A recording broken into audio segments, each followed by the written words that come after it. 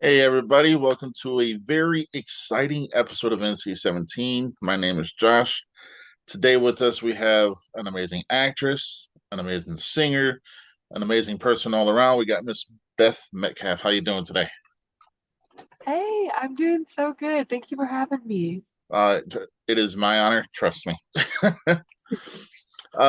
So before we get into the entertainment part of your life, let's kind of go back a little bit to when you were younger. Was being in entertainment just something you wanted to do, or did it kind of just happen out the blue? Entertainment ran through my blood as a kid. My family and I, we were just actually watching some home videos, and when I was little, I think I was like three. Yeah, I was like 3 years old. I would dress up and I would put on Dixie Chick songs and I would dance around the house. And they have like a million videos of me performing for my stuffed animals. So I think it was something I had always wanted, even as a kid. It was something I gravitated towards for sure. Yeah. Uh, so before we get into the movies, let's talk a little bit about your music. Because you are a very popular source of music in this household, at least. My wife really, really is enjoying your catalog. Trust me. Uh, I think from for her, she kind of you take her away to a different world. I guess if that makes sense with just the way you sound, because she said you have that classic, but also that alternative sound. You Thank know. you. That means a lot. That means so much. Uh, uh, so, what got you into the music, and what was your first memory of singing in front of a big crowd? Yeah, my first memory of singing in front of a big crowd was definitely at my church. I would say my first memory, it was my best friend and I, and we were super young. I don't remember about, we were very young.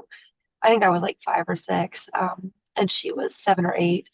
And it was, I remember so vividly, it was our moms, because both of our moms sang, and they had their big like podium, like the wooden podium, and we were both standing like in front of them. And I remember looking through the wooden podium at the audience, and I remember that so vividly. And that I want to say that was my first like big core memory of performing.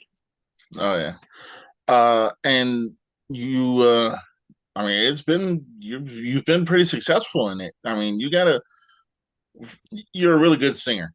So, and I mean, there's a lot of people out there who don't have that kind of knack that you have when it comes to singing.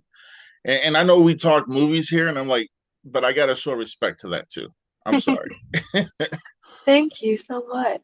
You know, I uh, Yeah. oh yeah. So with singing, being in front of a stage, so that kind of, in a way, prepped you for your life into movies. Yeah, it definitely did. Because I went through this weird phase and I still kind of struggle with it. I was like super into being on stage. I had no stage fright. I did like musicals and all kinds of stuff. And then I got into this like weird thing. Like I think I just got self-conscious as like a teenager and I got super freaked out about singing in front of people. Like I would sing the national anthem for like ball games and like stuff at my high school. And I would like freak out. Like I would start shaking.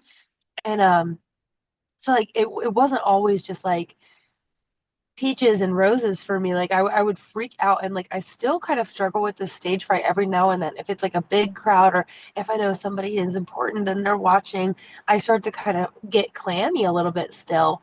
Um, so yeah, it's even though I like love it, I still like battle stage fright sometimes and like I get really shy about it sometimes. So it's something that I've like battle and like every single band gig that we do, I'm like, okay, like how can I get through this even more? It's so odd to be someone who can be shy, but also be on a stage with a mic for 3 hours. It's like they need to do a study on that. Like, why does that exist? Like, how did that even happen?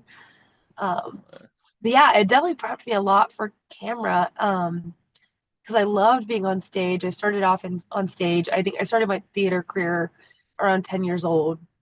And I did that through about 20 years old, so about 10 years of musical theater.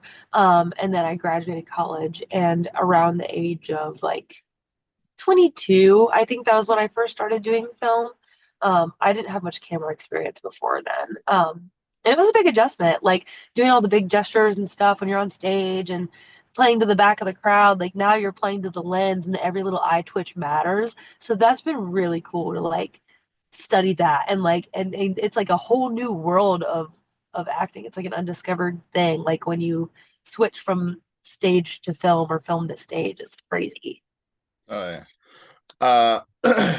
So you have a very well-rounded, extensive filmography. Like you've done shorts, you've done obviously music videos, and you've done full-length features. Let's kind of go back to the first time you were on a movie set. What was your first reaction?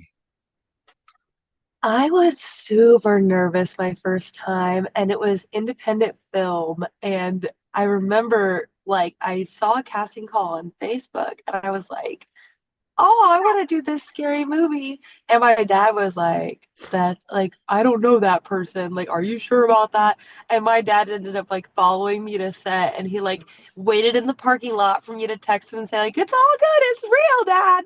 And I met the director, and it turned out to be Brian Jones, and I've done plenty of film with him. And yeah, he was the first person I ever worked with. And I saw the camera, and I was like, I was so nervous. Like, I'll never forget. I was super nervous. And I'd studied my lines like over and over and over. And I was like so scared to mess up. And then, you know, as you go on, it's like, oh, it's fine to mess up. It's film. They can just delete the take, and it's awesome. Oh yeah. I believe your first one was Escape from Muddy Run. Would that be correct? The first one was a tiny short called Tongue Tied, but I would say my first bigger feature was Escape from Muddy Run. That was when things started to get more serious. And working with Troy Fritz, oh my gosh, he's the best, and his whole team is just amazing. They're so kind, and we went out there. Say it was Pennsylvania, I want to say that's the state we were in, and they were all pro wrestlers, and I got to do my own stunts, and I was like, ah, yes, because like I've been dying to do my own stunts. And Troy, I remember like I had messaged him. I was like, I love like your poster. If you're looking for actors, let me know. And he responded. He was like, I actually am. He's like, do you do stunts? I was like, yes. And he's like, you want to work with some wrestlers? I was like, yes. So it was awesome. Like that was a blast. I had so much fun doing that. Oh yeah. Uh, Now, the one thing that kind of stands out to me is you voiced Harley Quinn. I'm like, I'm looking at all your stuff, and I'm like, that's the one that stands out to me because I'm like, that is nowhere near anything what you've been in. If that makes sense. Yeah. What was that experience like? Because now you're kind of taking on a character that has different variations, but how do you make it your own? Yeah, I have always idolized Harley Quinn. Harley Quinn is like one of the most important comic characters in my life. So being able to voice her in that audio drama was like a dream come true. He's like, "Do you want to voice Harley Quinn?" I was like yes. And he was like, "Okay," like, and Jake wanted me to kind of stick to like a little bit of like the original, but he's like, "Put your own spin on it." And I remember like practicing my lines and like so many different like intonations and like different dialects that I tried to pick. And it was really exciting getting to kind of create my own version of Harley Quinn. And that was so fun. I took so many takes. It was really hard to like decide which ones to send in to him because I was like, oh, yeah, that was super fun. Love voicing Harley. Oh yeah. Uh, so you kind of your filmography kind of runs a gamut. It's like you do drama, horror, comic book. I mean, it's not a lot of people who can say they've been in the comic book stuff, but also horror movie. And I mean, to me, and you do your own stunts, and you see your total package. You know, it's like right now, it all just seems so surreal being able to. I can literally pick any topic to talk about, and you can, like, what was your favorite stunt? Oh, my favorite stunt. Okay, it was an Escape from Muddy Run. It's the vampire fight between me and Thomas Mathis. And we it was like the most fun fight sequence. Because I brought my stunt trainer with me to set and he ended up playing a part in that. And he was teaching me to choreograph things, Elijah Preston. And he was like, you know what, Beth, like I trust you. If you want to choreograph this fight with Thomas, be my guest. And I was like, okay. And so Thomas being a wrestler, like he had a lot of input and it was like so fun. Like I got to pick him up by the shirt and like slam him on the ground and slam him into a tree and do all this stuff. And it was so fun.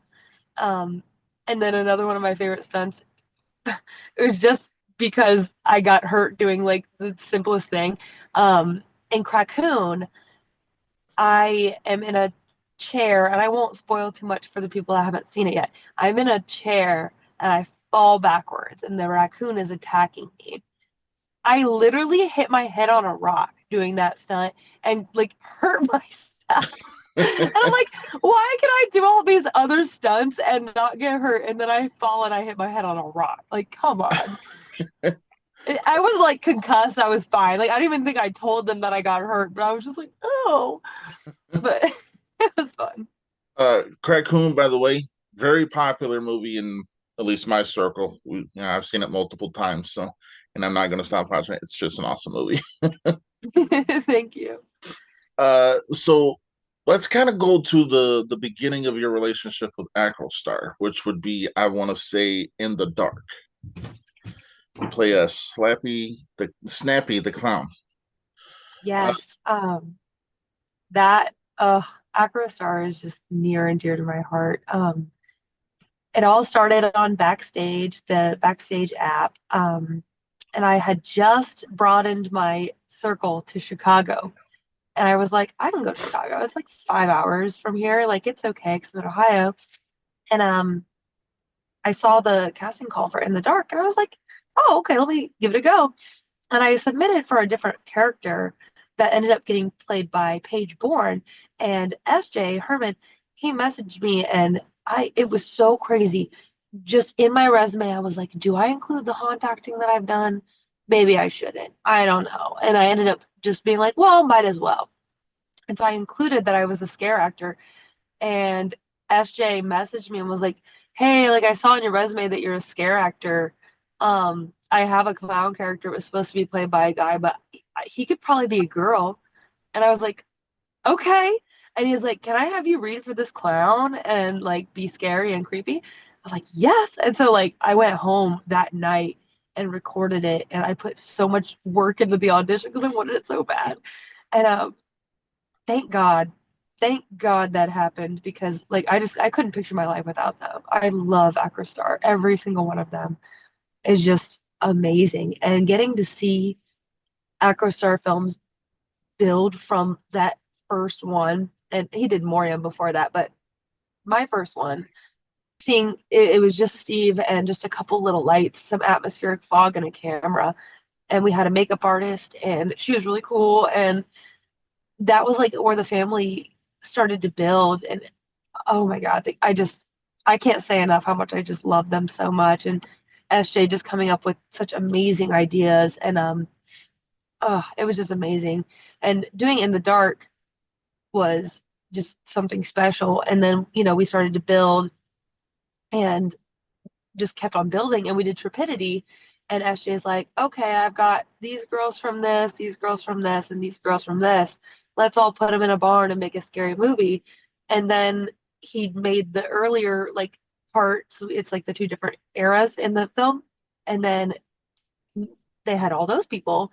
And then he's like, oh, I want to write a sci-fi that's like Ed Wood. And I'm like, hell yeah. And he's like, what do you want to do? I was like, if I could be an alien, like that would be so cool. And then that's how Quasar was born. And the two casts from Trepidity like converged, and it came from somewhere. And that was like the best week of my life. Like filming that was just life changing for me. And while we were on set for that, I had like had a couple beers, and we were looking at the cornfield, and I was like, SJ, what if there were zombies in the corn? And then I'm joking. I said, don't write that down. And then he looks at me and he already had a pen and paper and he's like writing it down. And I was like, do not make a movie about corn zombies. And here we are with Attack of the Corn Zombies and Return of the Corn Zombies. Two movies about corn zombies. I mean, don't get me wrong. I love zombie movies. It was definitely a different take on zombies, which, in my opinion, awesome. Uh, I loved it. And the second one is gonna be so good. And oh my God, like we've seen Little Rough Cuts and like being on set, I was there the whole week, and like oh my God, like the talent of the cast, it's crazy. It's crazy. uh, And then him adapting his books into film, getting to bring his writings to life has just been awesome. I'm having a blast. I love them so much. And uh, Splintered Love, being Cupidity is a blast. Me and SJ have so much fun with that character. I could talk all day about Aquastar. I've had quite a few of them, including SJ on the show. Oh, I love that. Yeah. Uh, I want to talk. I'm going to say is probably the most emotional ending of any film I have seen, at least in the last decade. Disremembered. Mm, Now, you play Tabitha, and I don't want to ruin it for anybody who hasn't seen it, but they should definitely check it out. But every single one of you that were in that movie hit on a different level, you know. And me as a fan watching a movie like that, I mean, yeah, not your traditional kind of horror, but still a horror movie, you know? And yeah, the fact that you each had your own way of just portraying these characters and yet be so emotional, especially toward the end of your scenes and stuff like that. I was like, damn, you came in like, like you're gonna, be the hero and everything like that. And I was like, it's about time, But yeah, I'm not gonna ruin nobody. I'm not gonna ruin it for anybody. But I will say that that is probably next to Saw the best ending I've seen since Saw. wow. Thank you so much. Oh, no, thank you. Like my wife comes downstairs, she's like, "Why you look like you about to cry?" I was like, "I ain't crying." I'm not crying.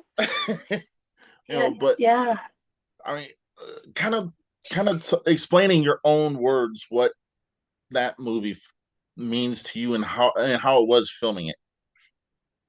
That was a special project. And working with Angel, Morgan, and Kelsey, like that was the dream team. Like they are just all such good actors. And like filming that drama, I tried to give some comedic relief as Tabitha, in some of the other scenes. And like my favorite scene by far is the one that I have with Kelsey when we're at the bar and we're drinking and the guy comes up. Like that was my favorite scene. Like that's going on my actor's reel. Like I love that scene. And then, the ending scene. I we were in, or at least I was in such a process of like act it out, get it done, let's see it, like let's make it as real as possible.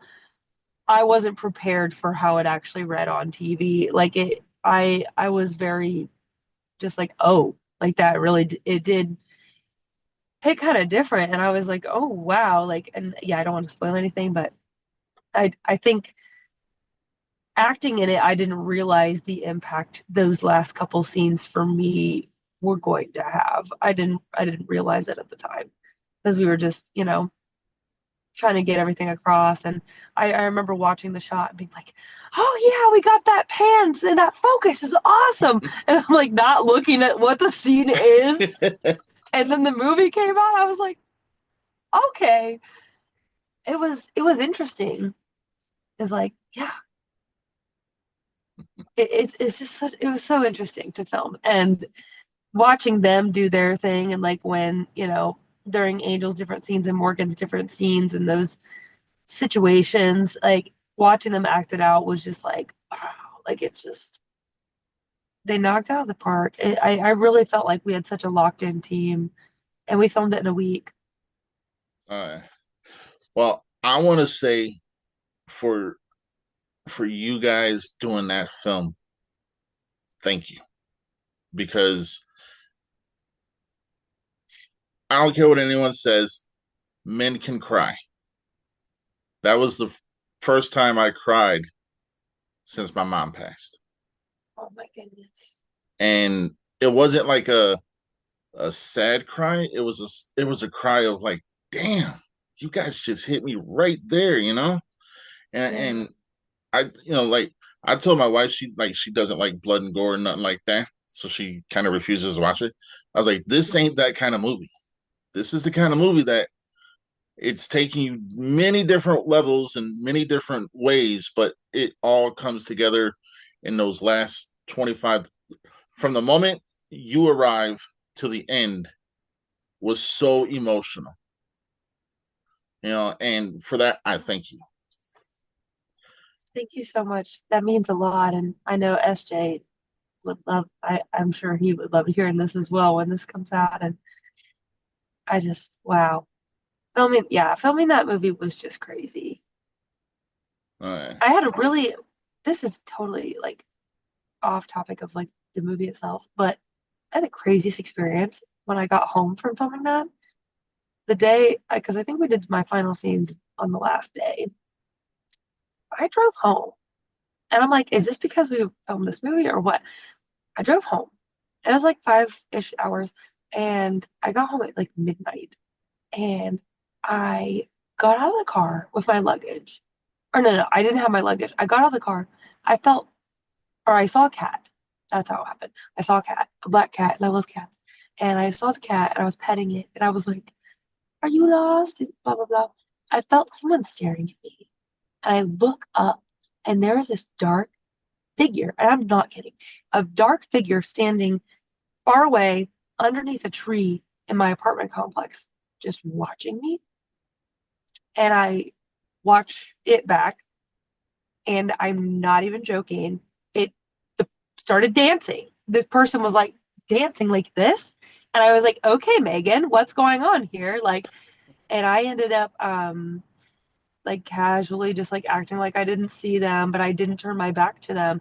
And I just backed in and I took off, locked all the doors, shut the windows. I was like, nope, I got my luggage in the morning from the car. And I will never know what happened. It felt like supernatural. And I was like, am I seeing things because we filmed this crazy movie or what? It was crazy though. I will uh, never forget that. It was crazy. Terrifying. uh, I mean, well, I mean, to be honest, I mean, your filmography kind of beckons things out of the ordinary sometimes. Yeah. You know, And yeah, we had weird stuff happen during Trepidity too. It's always the scary Echo movies. Something always happens. And I don't think I even told SJ. I need to tell him that that happened to me. I don't think I told him about it. I think I uh, forgot.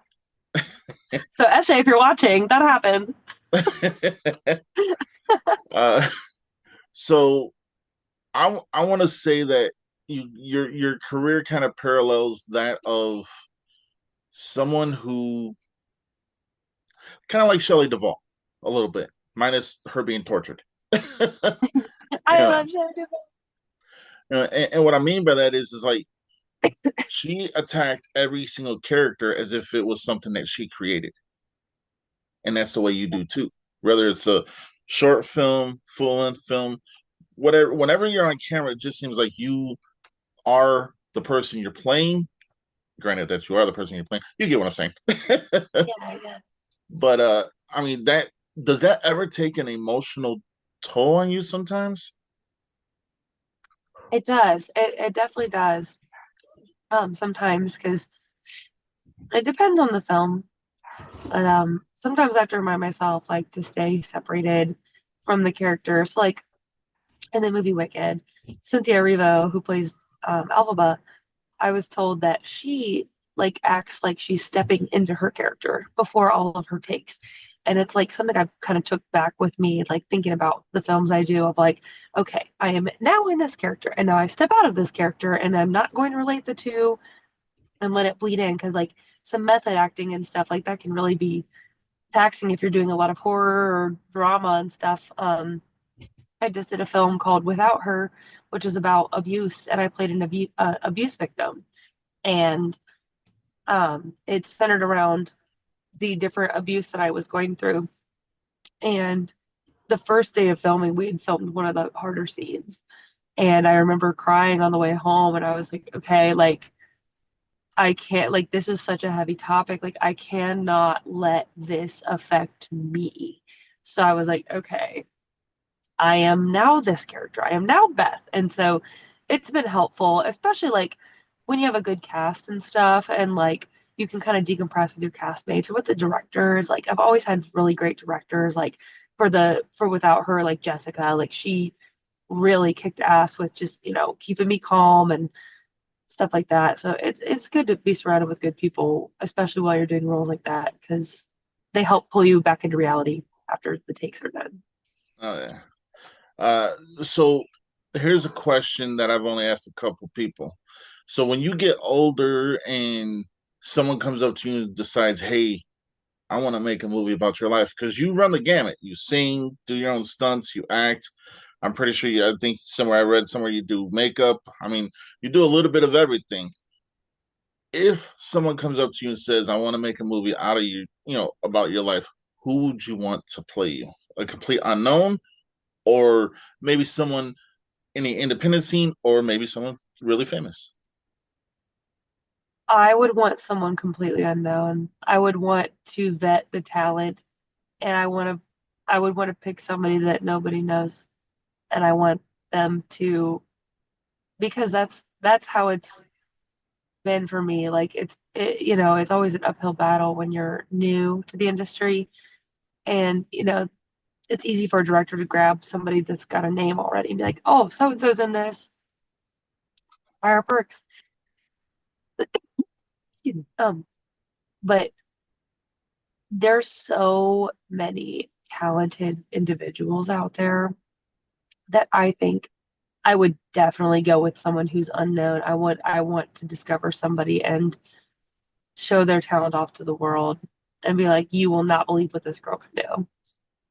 Oh Because yeah, that's what I always wanted people to do for me. Because I felt like, SJ believed in me, and all the people that believed in me, like in the very beginning. And I'm getting a name in the indie world, but I'm still working so hard at things. And it's always the people that believe in you when you don't have a name that matter the most to me, like SJ oh and Jess and Brian and all yeah. of them.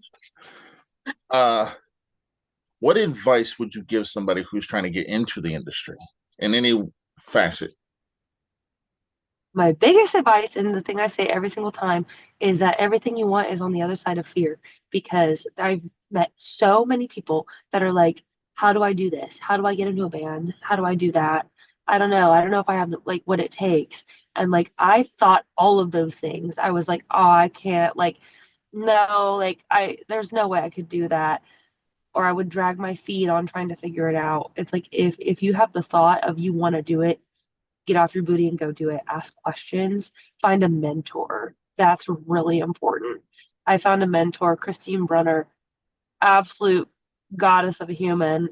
I met her in my college days, and she trained me for a couple years and really showed me what to do. And getting represented by an agent, I think that's really important. I'm with Heyman Talent Group, and Talent Fusion, and Mannequin Talent Agency, and I couldn't do it without them.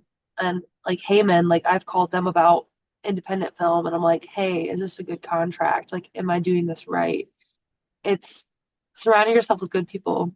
And once you do make it on set, finally, you take those steps, you get your headshot, you get your reel, you get stuff together, you get your training. Also, never stop training.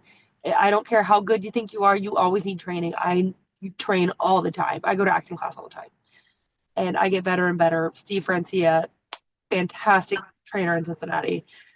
Just surrounding yourself with good people, constantly training, and never thinking that you're better than anybody else. There's always somebody in the room better than you, and keeping the ego at a minimum is just so important. All right. So I'm about to ask you a favor. You don't have to do it because I know my wife watches the videos afterward. Can you give us a snippet of a song? Ooh, okay. Um, I was thinking we have a new song coming out, but I'm not gonna tease it because I haven't made it public yet. So there's a new song coming out, but that's the first time I said it. So there's that. Um,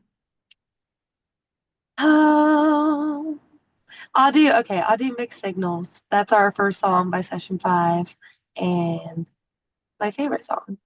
I'll give you a chorus. All right. It's up to you. Tell me what's the reason now? Been ever this one before. Not the first one to let me down. And I know there'll be plenty more. See through it all, I'd rather be single. Know what you really are, a mixed signal. All right. Thank you. That was phenomenal. Thank you. That's one of my faves. We love playing it. All right. And there's a music video shot by Ben McLean, and he's awesome. Well, my wife has seen everything you've done, so Oh yeah, I yeah. guess. In the music, she's seen everything you've done in the music.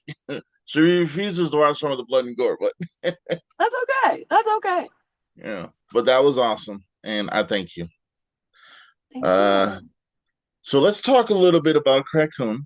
You're in it briefly, Yes. but I've talked to quite a few of the cast from Raccoon, and they all kind of have the same thing about like right after what happens with your character, the little CGI raccoon that comes away is like phenomenal. I love the CGI back. They told me that they were like, sleep in this chair and the CGI Krakoon's gonna come get you. I was like, okay, whatever that's gonna look like. Oh my God, it's so funny. It's so good. uh, I mean, but that raccoon was taking everybody out. You know, I mean, it was like if you were in its way, you were done for. And poor Morgan. Ooh, she Yeah. she's coming on Sunday if everything falls into place, and yeah, we're gonna have to have a conversation about that. Yes. Oh, she's awesome. I love her so much. Uh, uh, so let's talk about a couple things that you got coming out. I see you're playing a different character in Return of the Corn Zombies. Yes. You know, Yes.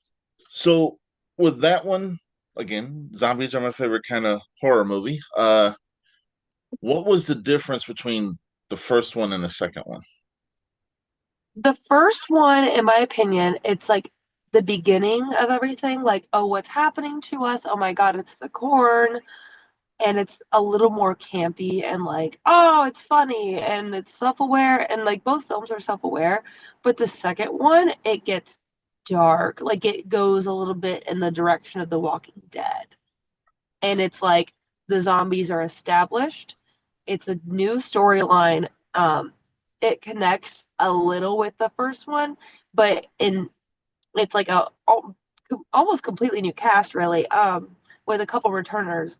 Um, and yeah, it takes a dark turn, and it's like it's more about the human beings than the zombies. It's a lot like similar to Walking Dead, like in that respect.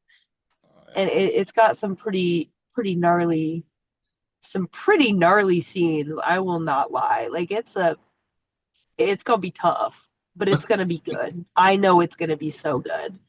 And I got to be in charge of the SFX again and got to do some really interesting kills and some nasty stuff. So I'm really excited for that. And the acting is really good. Like, oh my God. Star cast. They did so good. Oh yeah, And the yeah, acting in both is amazing. oh yeah, yeah. Just by Yeah. the cast alone, it looks like it's on a larger scale of what the first one was, and Yes. and just from what I heard from other people I've spoke to that's been on that are in that movie, they all come up with different things that they say like stands out to them, but they all say that it definitely kind of like what you said, it takes a dark turn. So Mm-hmm. I'm in for it because like I love The Walking Dead. That's my favorite TV show of all time. Like, I mean, I'm crazy. I think I've seen the entire series at least 10 times, and that's a lot of time in my life. Mm-hmm. But so I'm in for that one. But another one that I've recently spoken to a couple people from is Perfect Soul. Yeah. That seems like a near and dear kind of story for everybody involved. So you go ahead.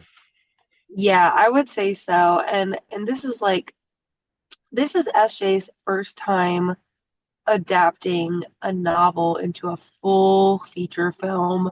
We're filming for 2 full weeks. This is going to be the longest we've ever filmed. Um, I'm doing the SFX, and the SFX are pretty in depth, pretty detailed. Lots of burns, lots of just like ooh stuff. Um, yeah, it's gonna be a heavy hitter. And the trailer, like when they sent it to me, I was like, holy crap, dude, like this is going to be a game changer in my opinion. I Perfect Soul is awesome.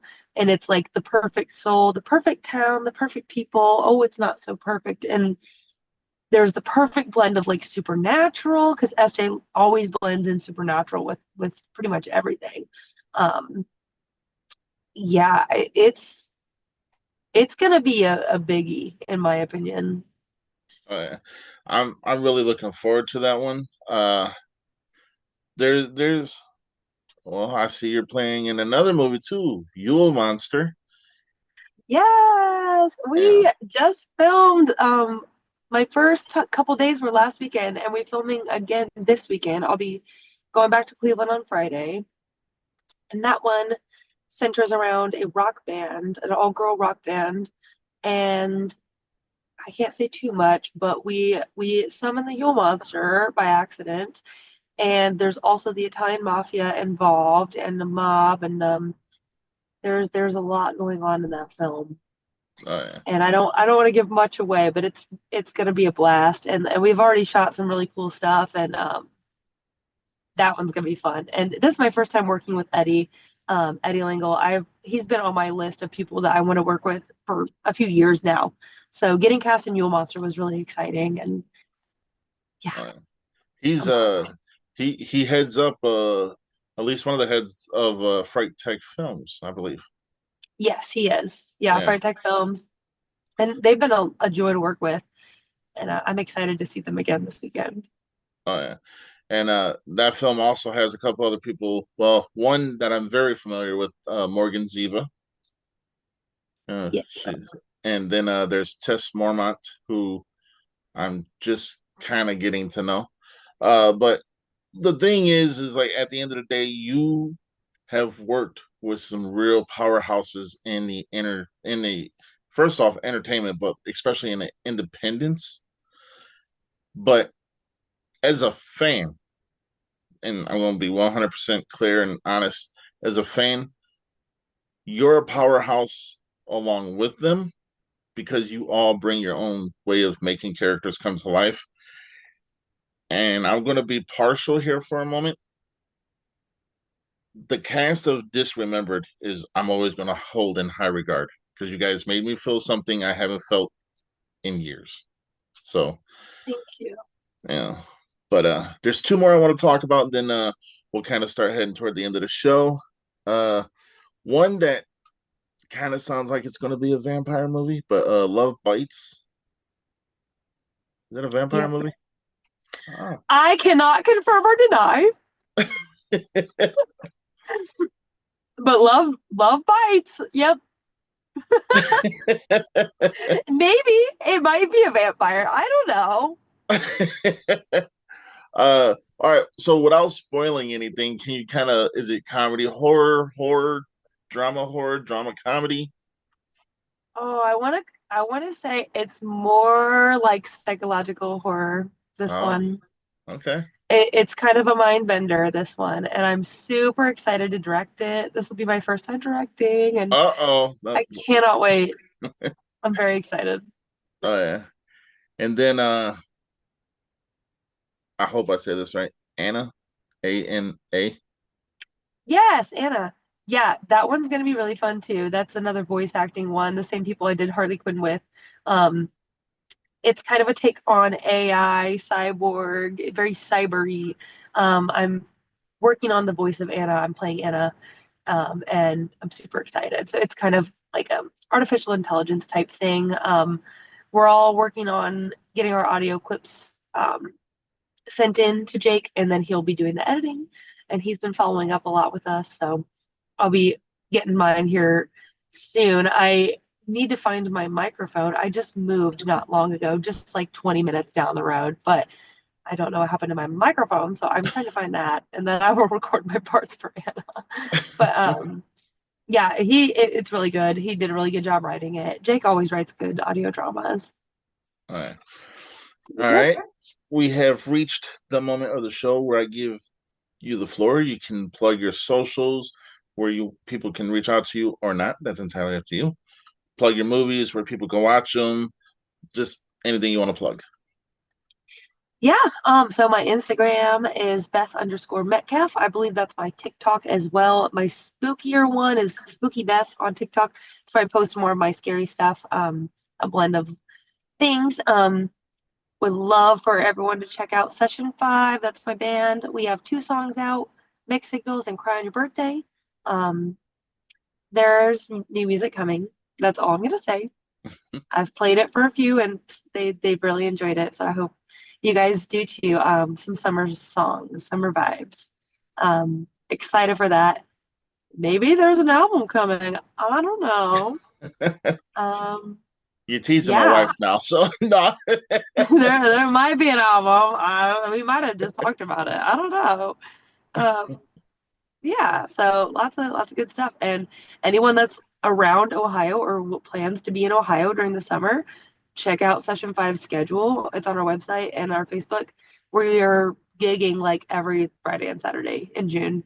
Um, so a lot of opportunities to come see us live. All right.